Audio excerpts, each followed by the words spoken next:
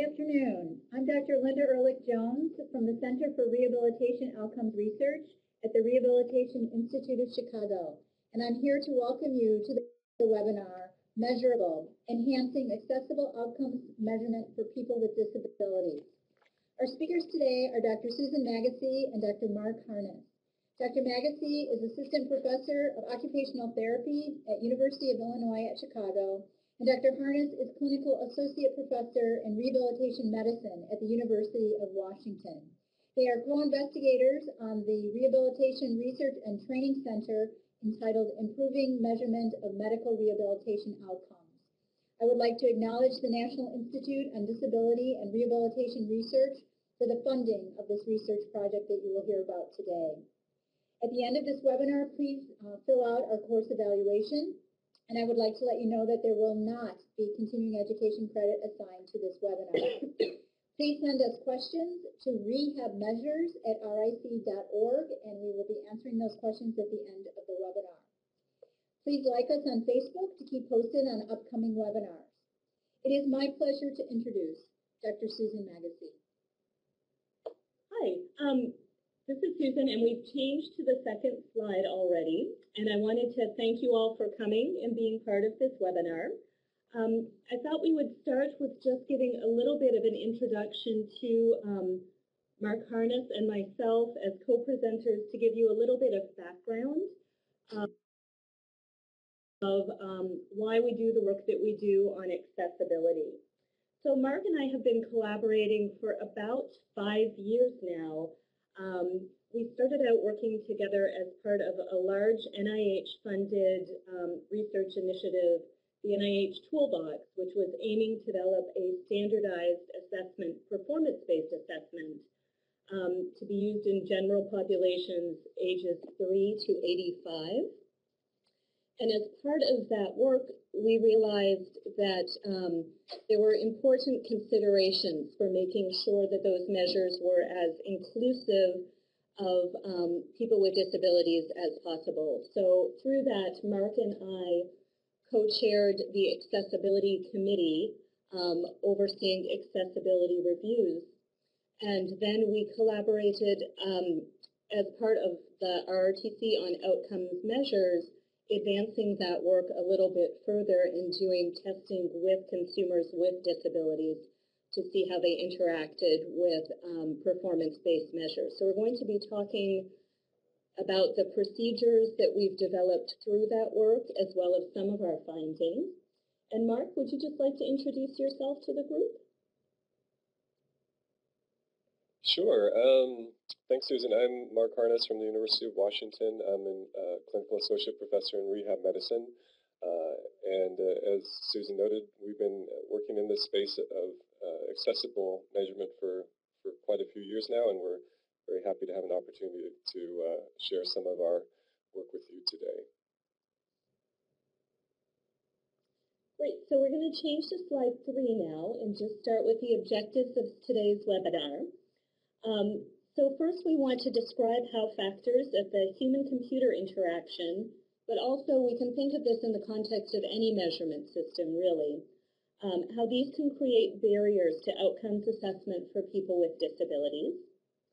We're going to discuss how inaccessible measurement can compromise the validity, reliability, and interpretability of outcome measures. And then we'll identify some strategies that can be used to evaluate and enhance accessibility of outcome measurement systems. I like to open with this slide because there's increasing attention. Oh, this is slide 5 now.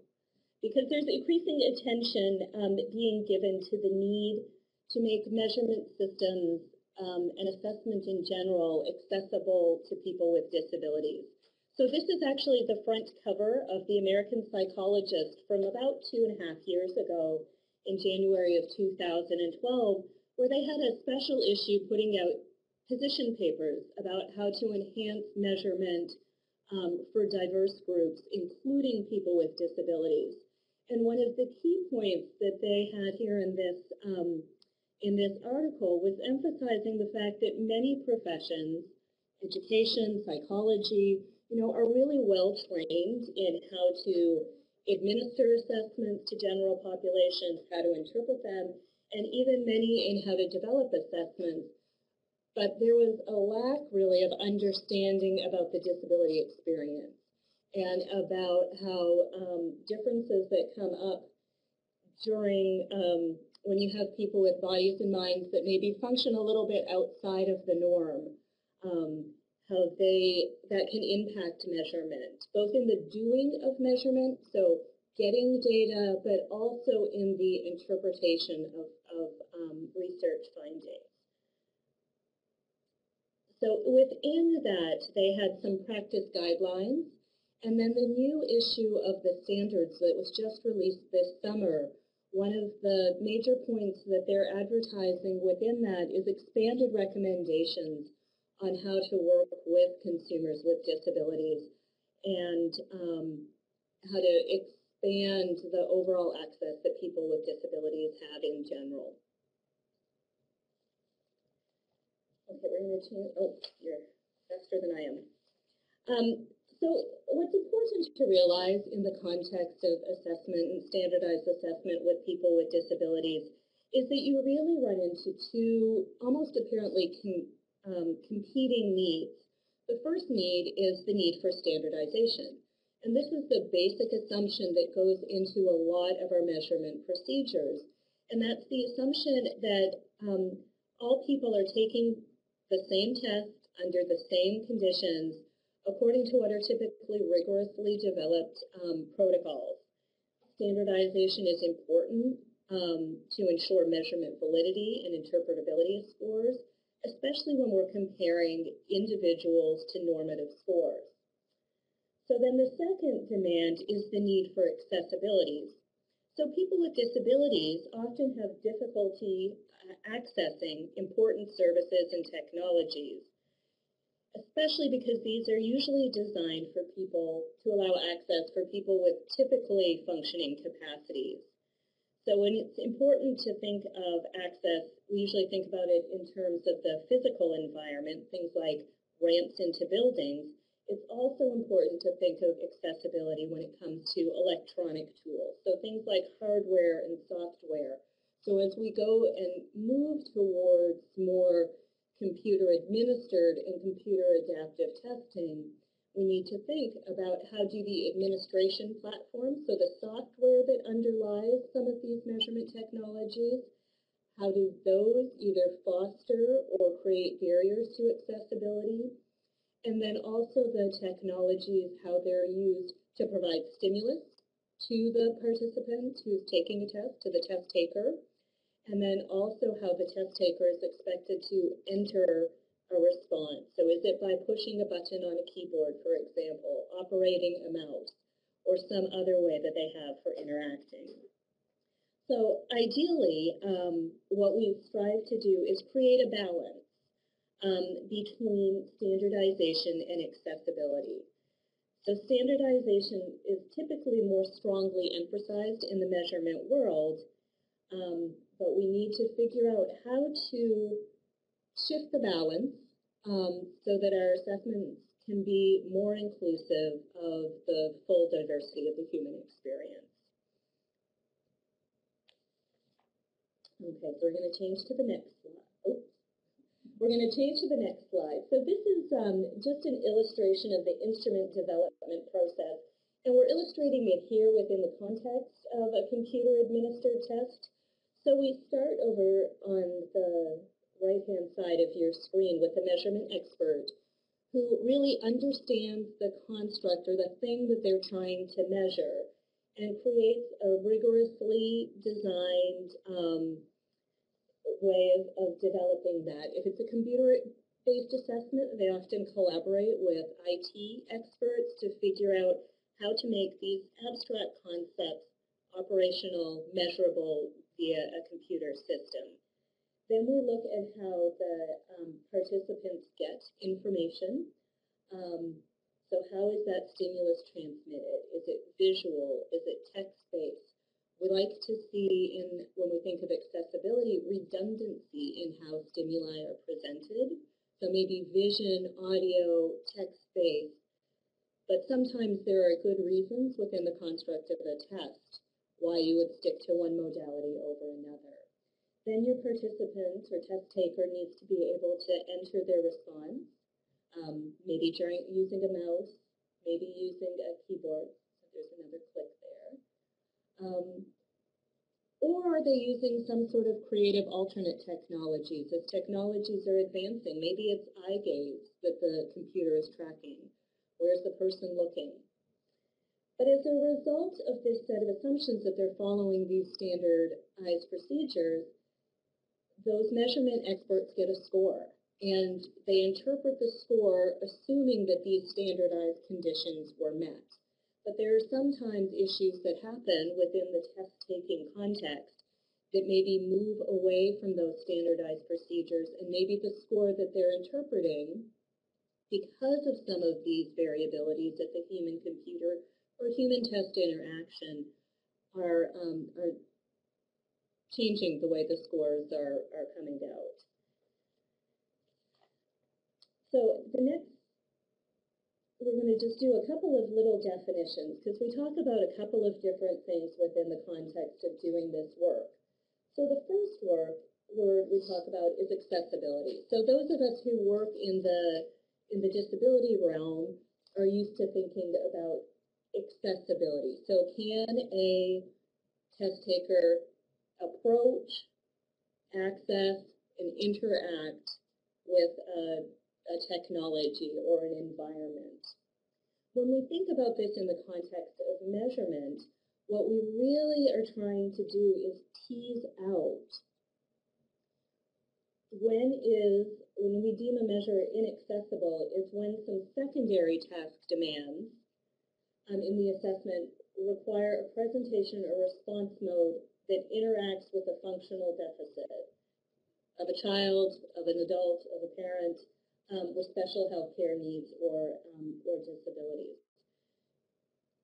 So when you think about that, if you're doing a memory test, but all of your responses have to be entered into the computer using a stroke of the keyboard, are you adding in this secondary task demand that really has nothing to do with what you're trying to measure,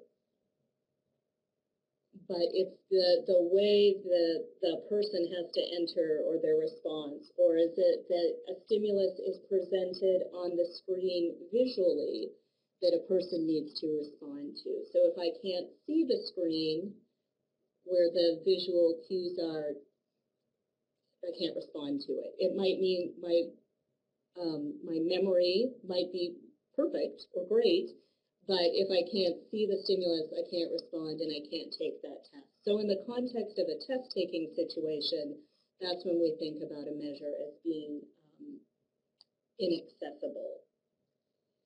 Then we also think about this issue of usability. So that is something that we hear a lot in the computer programming, computer development work. And it has to do with how easy a system is to use and how easy a system is to learn.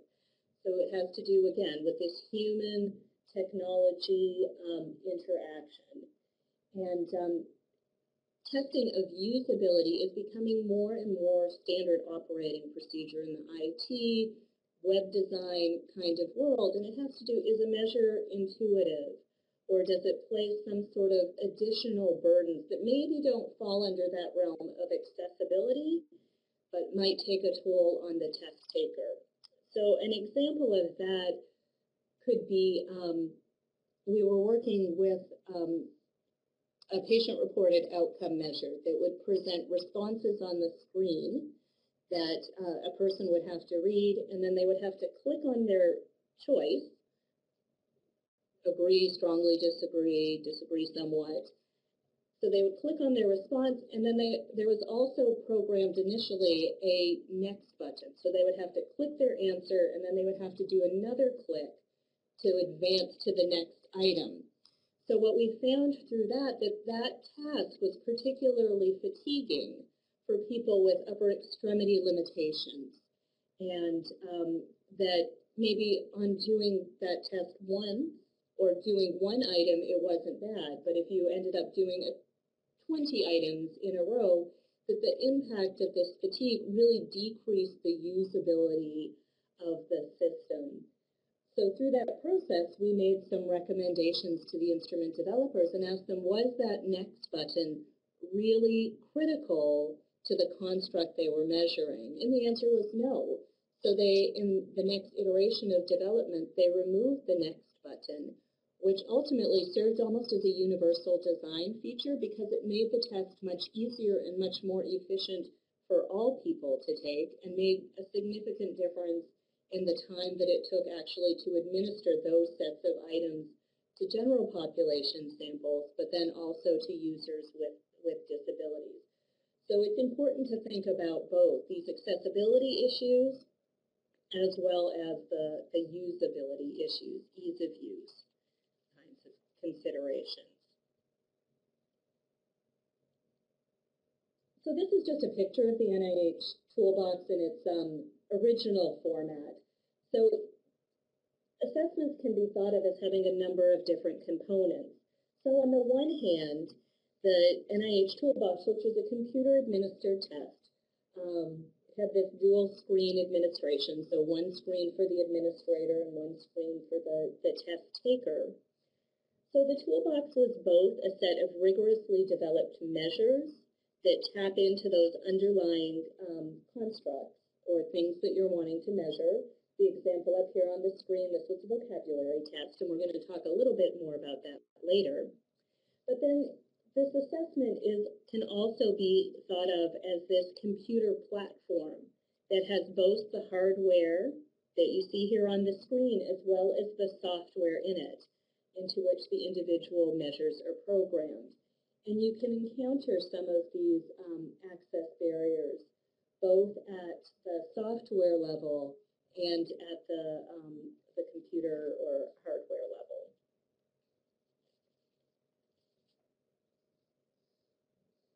It's also important when developing measures to think about the context of use. So where is this test going to be administered? What we found, now the Toolbox was a large assessment battery, so within that work it was important to think about the accessibility of individual measures, but then also how are the measures going to function together as an overall assessment battery.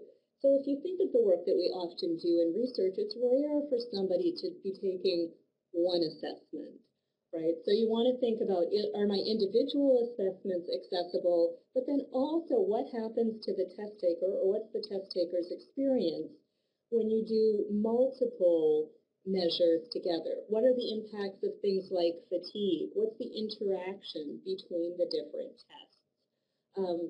Test order can also significantly impact participant experience in terms of things like fatigue or frustration. Also, the regular kind of ADA considerations that you would take into consideration are also important to think about. What are your rooms like? What's your physical and social environment like where you're developing or not, where you're doing your testing? Are, again, important considerations.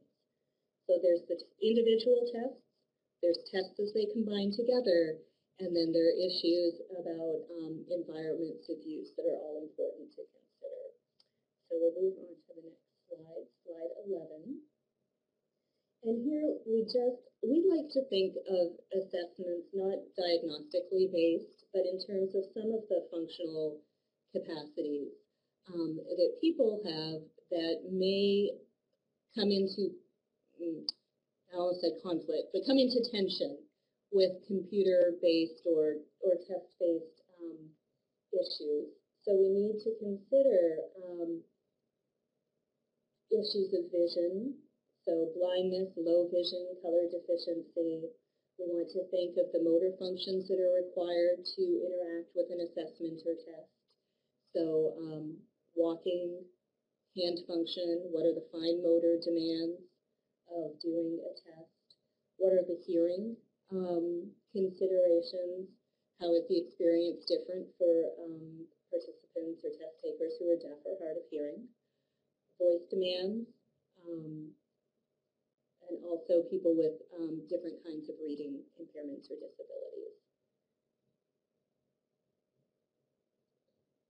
So why is it important to consider accessibility? And we wanted to just run through a few examples. And the big one that we learned through our work in with the Toolbox is this need to really communicate with test developers about the impact that accessibility has on the quality of the science. So how can accessibility concerns impact on the science? So one way that it might impact on the quality of the science is a sampling bias. It may impact on who we even invite or who gets included into assessments, into research studies. So if we exclude people on the basis that they can't interact with the test, then we're really introducing an important bias into our work.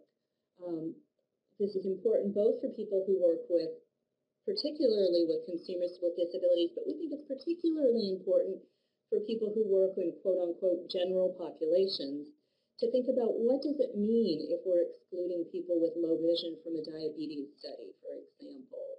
You know, it might be then that the people who are experiencing some of the most common side effects from a disease, not side effects, but consequences of a disease might be the very people who end up being excluded.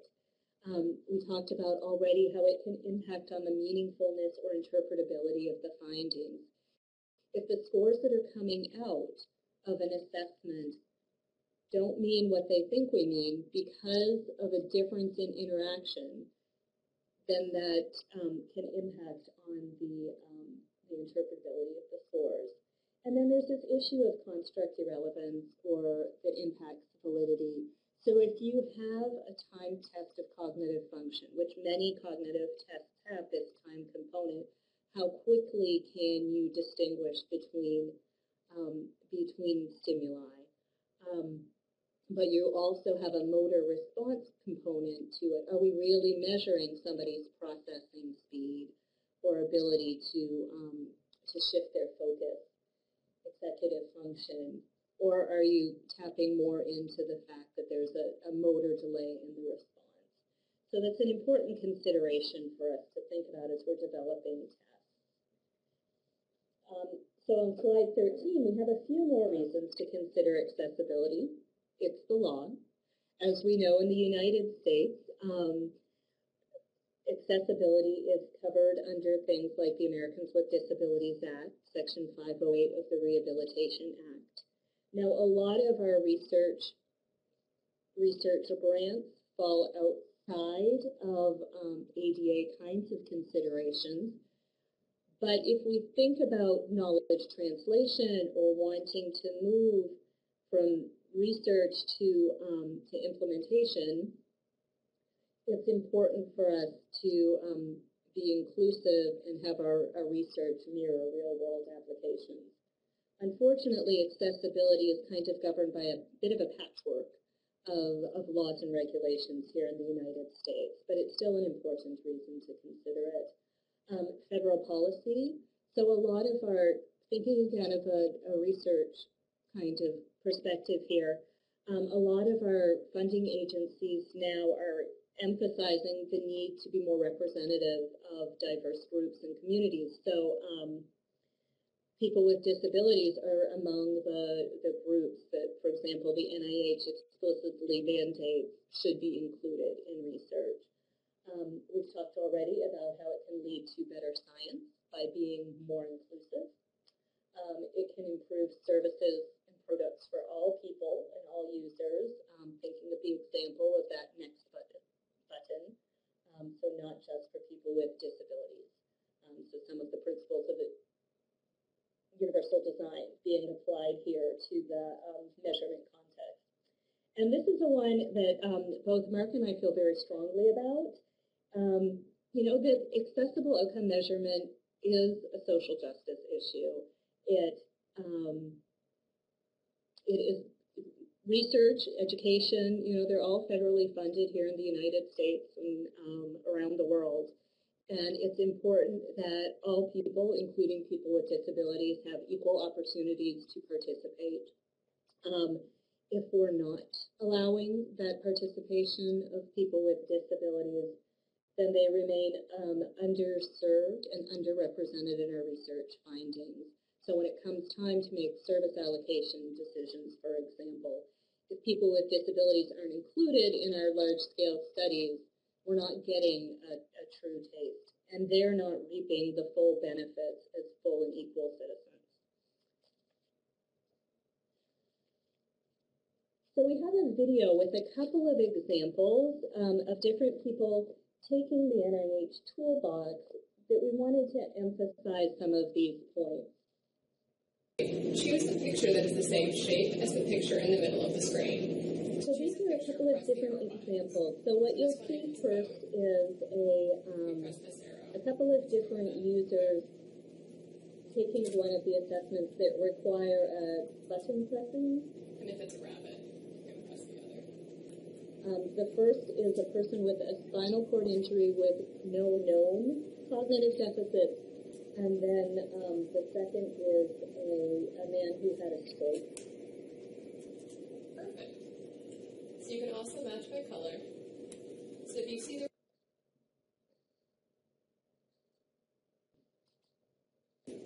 I didn't want to let nobody know that I had a problem with my reading. right.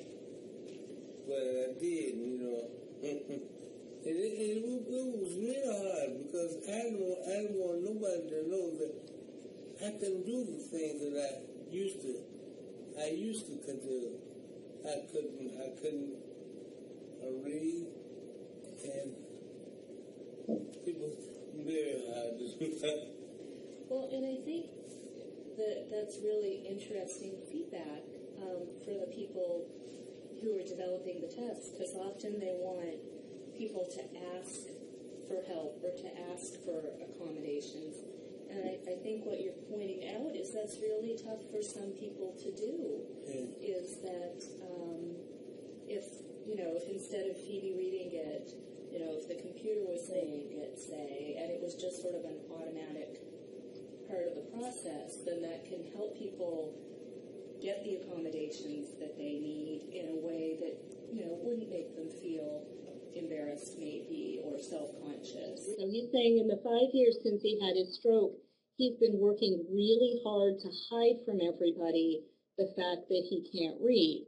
Now, the reason that we think that point is so important is because often the reasonable accommodation that people would make for someone who can't read is to read the text on the screen for them.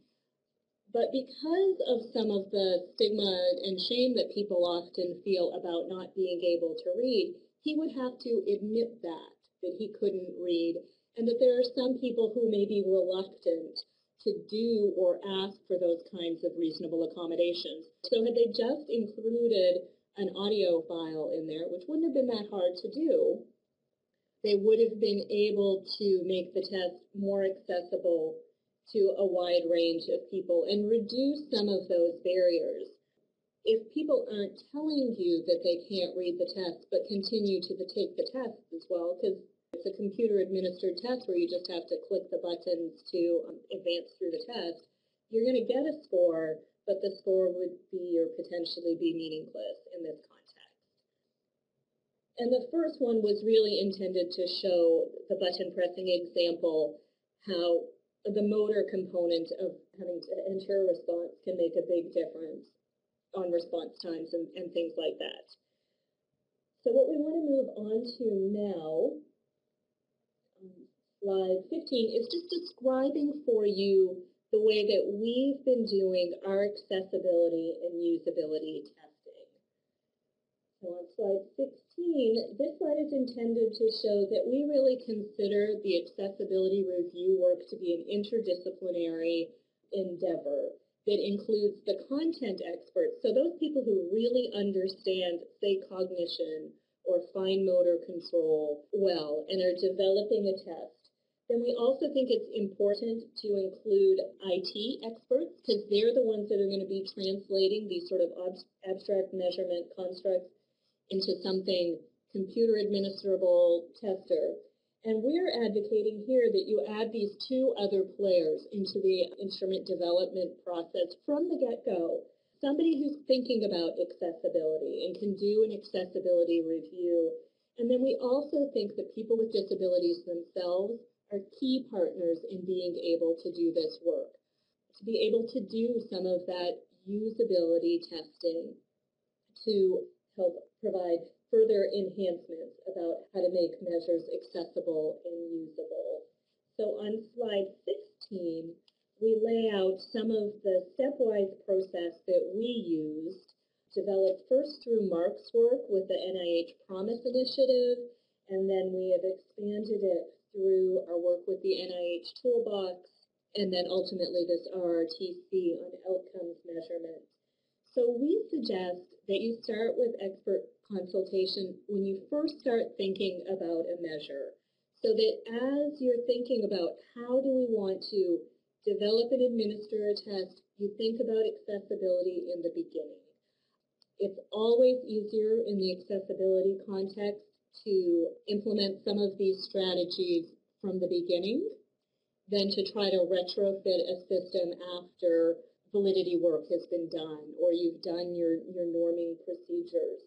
So we suggest first expert consultation, then a round of instrument development. Then we've conducted what we call accessibility reviews, which are really based on some standard occupational therapy task analysis protocols, where we've really sat down almost with a checklist and gone through what are the cognitive demands of doing a particular test, what are the motor demands, what are the sensory demands. We also do some thinking about what are some of the socio-emotional demands that might come into play. And then through that process, we also try to figure out what are the core constructs that you want to measure. So what is it that the test is really designed to measure? And then think about some of those secondary considerations that maybe have to do more with, oh, well, this is just the way we've always done testing of this particular construct. This is what the particular administration platform that we have to work with will allow us to do. And we try to challenge that a little bit to say, well, how can we maximize or retain those core demands while trying to either minimize or mitigate some of those secondary demands by doing things like we said, having redundancy in how stimulus are presented. Think through different ways that somebody could enter their response. So then after that, we go through another round of instrument refinement.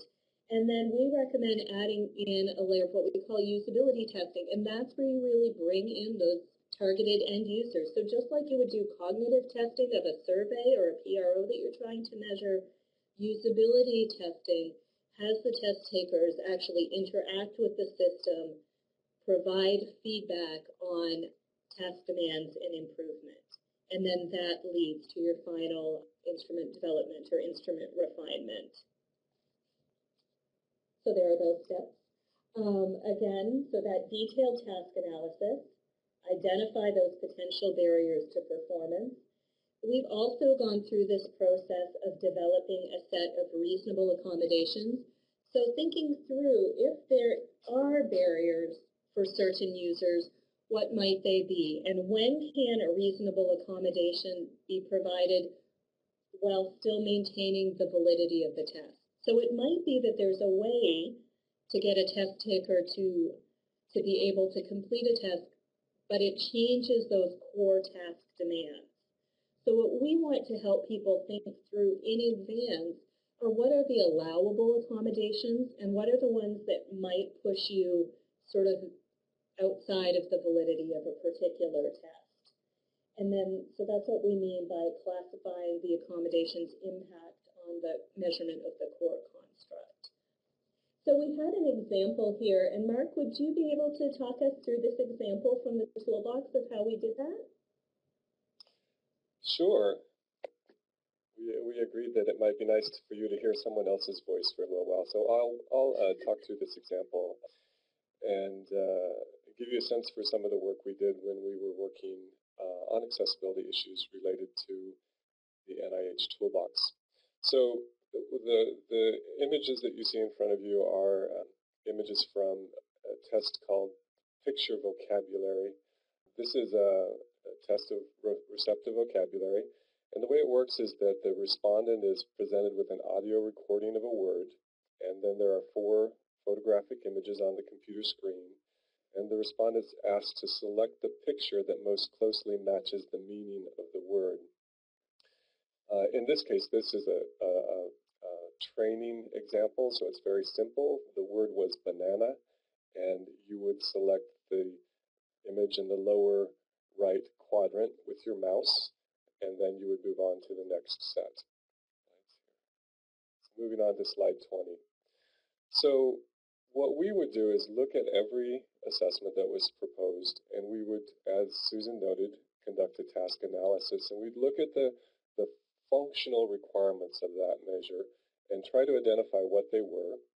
And in this case, there are clearly auditory demands that are fairly high. You have to be able to hear the words that are presented orally by that recorded voice. You can, of course, turn up the volume if someone is hard of hearing, and that may be enough to compensate a little bit. And so there are some ways to adjust the auditory demands, but there are auditory demands of this task. There are also high visual demands. You have to be able to see those images, and you have to be able to see well enough to differentiate them. The images are of varying complexity. They're not simple images. And of course, you can magnify the screen again, so there are some ways to change the parameters of that task a little bit. The third thing that bullet you see there is that there are high cognitive demands, and that section is shaded or the text there is colored in green because this is what's being tested. It's the construct of interest. So it's okay that there are high cognitive demands because that's what we're interested in learning more about. So in this case, the participant has to be able to understand the word or the concept, to abstract that, to associate the word with the image. These associations can be literal or abstract. And the words begin at a fairly simple level and become highly complex as you move through this assessment. So there are high cognitive demands. And then finally, there are motor demands in this measure. They're moderate because you just need to be able to move a mouse over a fairly large image, 2 inches by 3 inches, and select that by clicking. So those are the task demands that are part of this measure, and this is the kind of analysis that we would do of the various measures in Toolbox. And based on that, we can think about some accessibility issues that are part of this measure. So I'm going to walk through 3 of them. One of them is related to motor function. This feature of this measure is that it requires a manual entry of a response option. And so the problem here is that it may limit accessibility of the measure for some people with upper extremity and fine motor impairments. In other words, for some people, they may not be able to move a mouse or an alternate input device like a touchpad or a trackball, and may not have the resolution to target a 2 by 3 inch image on the screen. However, it may also be true that there are people who are able to do that, but as Susan noted, there's a usability component to it. They can do it, but it's very time-consuming, it's fatiguing, it's frustrating. And because of those challenges, not necessarily solely accessibility challenges, but the challenges sort of beyond accessibility, their ability to complete that measure and the ways in which they complete that measure may be different. So in the Toolbox, we made recommendations about accommodations and worked with domain teams to decide whether or not those accommodations could be considered standard administrations, meaning that they didn't change the nature of the construct being assessed, or non-standard administrations, meaning that they could be allowed, but they probably were different enough that they raised concerns about the validity of the measure once they were implemented. So for motor function, though, what we suggested is that under the direction of the participant, the administrator could enter participant responses. So in other words, the individual could look at the screen, they could say, click the picture in the lower left-hand corner, and the administrator would take the mouse and click that image. The teams decided that this could be considered a standard administration because it didn't alter core task demands, that we would document that an accommodation was provided, but that it would be considered standard administration. Moving on to slide 22. Another accessibility issue is that a feature of this measure is that it provides oral presentation of words. So the measure is not accessible to people who are deaf or significantly hard of hearing. So the solution that we suggested is that one of two things, really. If the individual is literate, if they read English, then provide the administrator with cards with the words on them. And as the word is read, the administrator could hold up the card. The test taker or respondent could read the card, and then they could make the choice. A second option would be if the participant and the administrator know sign language, that the administrator could finger spell the word for the participant. It was decided that ASL would not be appropriate because it's an expressive language and it might provide too much information about the vocabulary term. And it was also decided that this would be considered a non-standard administration because it seemed to change the nature of the task more significantly. And then finally, moving on to slide 23, there are accessibility issues clearly related to vision. A feature of this measure is that response options are presented as photographic images, and this measure is inaccessible to people who have significant low vision or who are blind. There aren't any really good ways to work around that. You know, you can't audio describe the images because then you are giving away information about the vocabulary terms. And so the decision was that this measure was not accessible for people who were blind, that it should be omitted, in other words, not used if someone had significant low vision or blindness. The reason would be documented, and that ideally a alternate measure would be implemented instead. So based on that, moving on to slide 24, we were able to create a grid for all the measures in the toolbox, and for each measure, we evaluated their accessibility by function. And you can see for vocabulary, it's not accessible for folks who are blind, that there are categories of function for which it's not accessible but should be made accessible with accommodations, and then there are categories for which it's currently accessible. And so this is the process that we went through to really get a sense for the accessibility of a measure by function across the toolbox. And Susan, I'll turn it back to you. Great, thank you, Mark. I think that was really helpful to have a concrete example of how we worked through the process and some of the considerations that went into it. On slide 25, no, sorry, can we jump ahead actually here on slide 28? So this was another very useful thing that we used. Again, going back to the standards, we were using the previous edition of the standards, but Chapter 5 was all about how do you take considerations of test takers with disabilities into consideration. So when we were thinking again about analyzing the different assessments and the key components, they recommend that you really think about the presentation format, the response format, issues of timing, and then again, these issues of what is your testing setting. And that can be both the physical environment or the more emotional environment as well, sociocultural kinds of environment. So for example, in our toolbox testing, when we did the usability testing work with people with spinal cord injury, traumatic brain injury, and stroke, the very first test that they saw or that they had to take was this vocabulary test. So people who had brain injuries and whose maybe cognitive capacity was challenged, they found this one very threatening in a way, because it was a computer-adapted test too, that also, really aims to pinpoint where your deficits are. So the questions almost became harder and harder until people could no longer answer any items. So it sort of pushed people to failure, which left people feeling pretty darn demoralized while they were doing the test. So they would do lots of sort of self-talk about, I thought I was smarter than this, and some of those issues. So we found that as an accommodation for them, what we would do is just take a minute or two to describe what a computer-adapted test is, how it's designed to operate, and that really helped people lessen some of that test anxiety that they were feeling, because that experience of being pushed to failure we felt would carry over into their ability to do other measures. So those are basically our processes that we've done. The reasons why it's important to take accessibility considerations into account. Some of the processes that we've used, we use these in the context of pretty large-scale measurement initiatives, but, firmly believe that these can be done in smaller-scale work with some thoughtful planning in the instrument development process.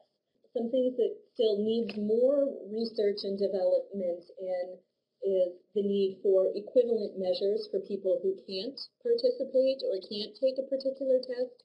So using Mark's example of the people who are blind and the vocabulary test, certainly they have vocabulary. It's a construct that they should be able to access and assess, so we need to come up with alternate measures. We also want to see more research in the area of what happens if we do make an accommodated version or an accessible version of the test. What does that do on test scores, and can we evaluate equivalence? And then it's also important for us to consider, or we just want to leave you with this final thought, of when you're developing an instrument, you need to consider, just like when you consider validity issues of who's a test for and under what circumstances, the same question should be asked about accessibility. So who is this test accessible for and under what circumstances and what purposes is it accessible? So we're going to stop there and turn it over to y'all for some of your questions. And as we entertain questions, we'll go to just our last slide that acknowledges some of the people who helped fund us on this research. So thank you, Drs. Magacy and Harness. Wonderful presentation. We do have a question here asking about, would the grayscale with sufficient contrast be considered accessible? I think you mean for stimulus presentation when you're looking at it. So you could see maybe when we put up that chart where we had classified our measure as accessible, inaccessible for different users. So we had some redundancy in there as well.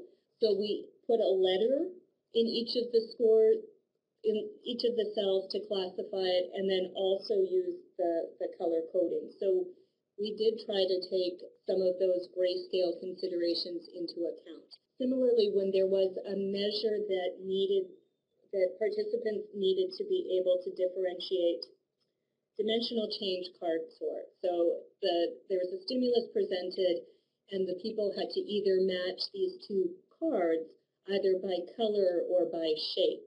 So as they were developing that test, that was one of the things that we recommended to them, is that the colors should both be select colors that are not ones that fall under the spectrum of colors that are typically affected among people with deficiency, but also that would show up sort of contrasting if you used a grayscale. I think the question depends a lot about what the construct is that you're trying to measure. Another question, can any single measure ever be completely accessible to everyone? Mark, would you like to take that one? Sure. I think the answer is that no, not a single measure is never going to be accessible to anyone. I think that's part of what we've learned just in this space of universal design. That universal design is a great concept for moving us towards more accessible environments, but there will always be a need for accommodation and modification. And so there will always be individuals for whom a measure is not appropriate and not accessible. And so that's why in our work we've tried to, especially more recently, begin moving in the direction of thinking about alternate assessment and how do we link up information from different assessments that are purportedly measuring the same construct. And I think that's going to be important work moving forward, to be able to say, we're using different measures because of accessibility reasons, but we're able to hopefully reach a point where we can combine data.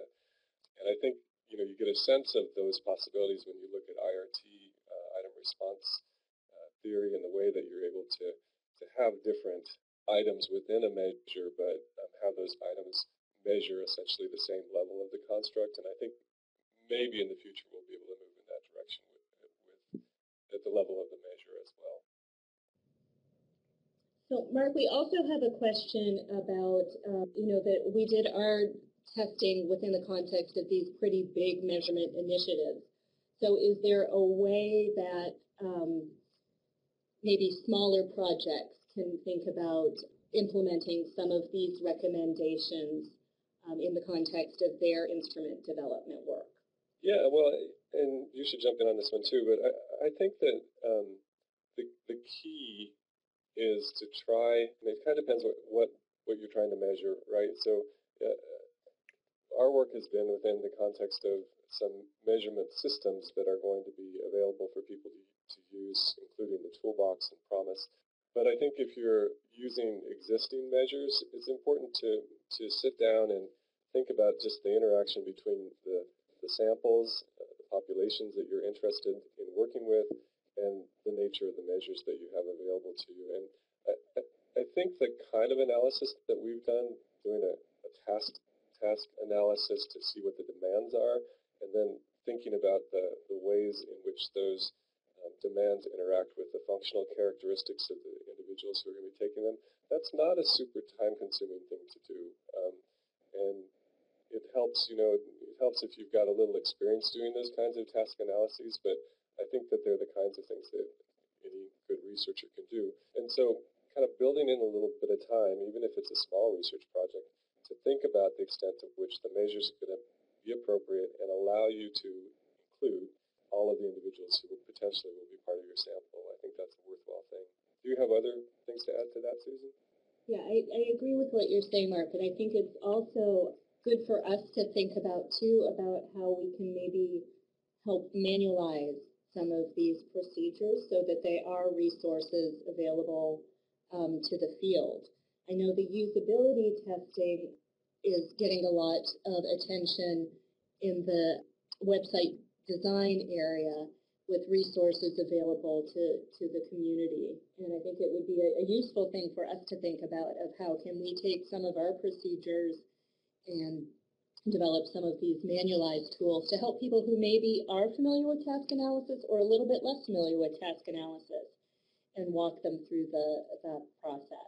I also see we have a question that somebody put up on chat about if our grids are available for sharing, and they are actually. So much of this work that we did so far within the context of the NIH Toolbox is available on the Toolbox website. There's actually a link for administering the test to people with disabilities. So it has all of our task analysis, assessment by assessment up there, and it has those grids and tables that we constructed, and also we developed a manual through our work within the Toolbox and within this RRTC of reasonable accommodation recommendations. So it can be useful if you're using those measures, but I think it also can, again, provide a useful framework, and that's at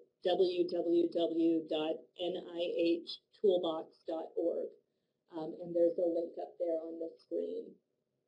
Wow, thank you so much to our speakers for this wonderful webinar this afternoon. I'd like to remind all of our participants, if you could please fill out the evaluation that's been sent to you, and we'd like to have those completed as soon as possible and help us in terms of future webinars that we will be presenting. Thank you and have a great day.